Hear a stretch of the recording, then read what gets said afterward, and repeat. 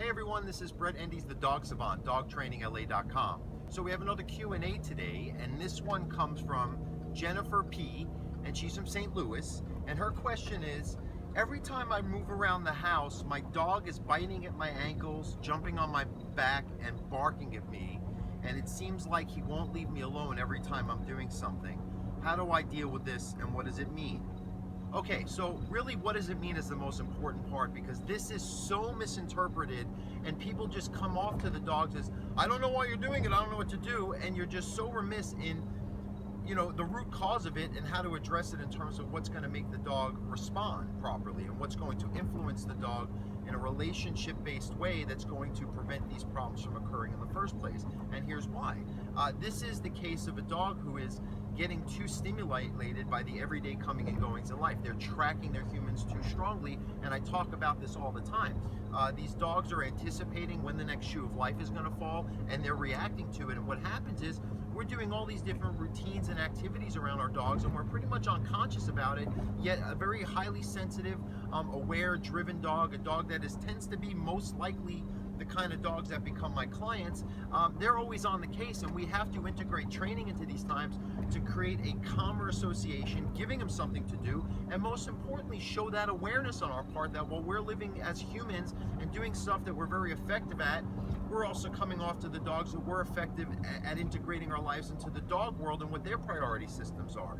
Again, this dog is feeling so frustrated that they have to hinge on every move that a human does, that when the event occurs, they're in over their head and they're so overstimulated and so caught up in responsibility that the biting, the jumping, the barking, the just visceral frustration is their attempts at scrambling to get control, because inside of them, I always say, it's highly stimulated. They're on sensory overload because of the thoughts and actions that they're trying to process around them, because of the great level of responsibility that they've put themselves in, because there's some deficiencies in the human-dog relationship at times where we're not coming across as a leader or having that awareness, where the dogs feel that they're better at navigating, at least a dog way of life in our shared experiences and environments. And we have to address that. We have to create calm structure. We have to use commands. We have to get single-pointed focus going. We have to get your dog to make these new calm associations based on leadership, a strategy, writing the script of life so that they can see that you are on the case, that they do have an answer to these questions of what to do when they're getting too caught up,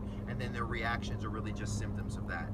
So again, if your dog is like that, your dog is very mouthy, pushy, they're reacting to everything, they're not just excited or enthusiastic to be with you, or they want to follow you everywhere, out of love. It really is an agenda that is the reason why I have a dog. And I am a problem behavior specialist who has worked with thousands of cases of aggression or dogs that have anxiety, don't listen, reactivity, and it's all coming from the same places, that the everyday coming and goings of life are not addressed to establish this role in a dog's life, to show them how we are on the case, we are aware, we are implementing something that they thought they were doing, but we do it in such more an efficient, clear way because of the dog-human relationship and the integral way we're supposed to coexist together. Right away you see that difference. I mean, right away, this is all I hear from clients is their dogs are all over the map. We step in, we start tapping into this understanding that we do get it.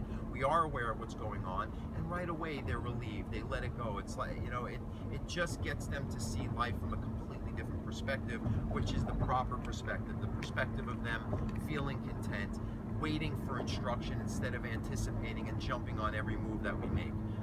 Again, that's the recipe for why every single dog has behavior problems or doesn't listen, in the shared experiences we have with them. Thanks for watching, guys. Hope that makes sense. Love and lead your dog. Have a great day.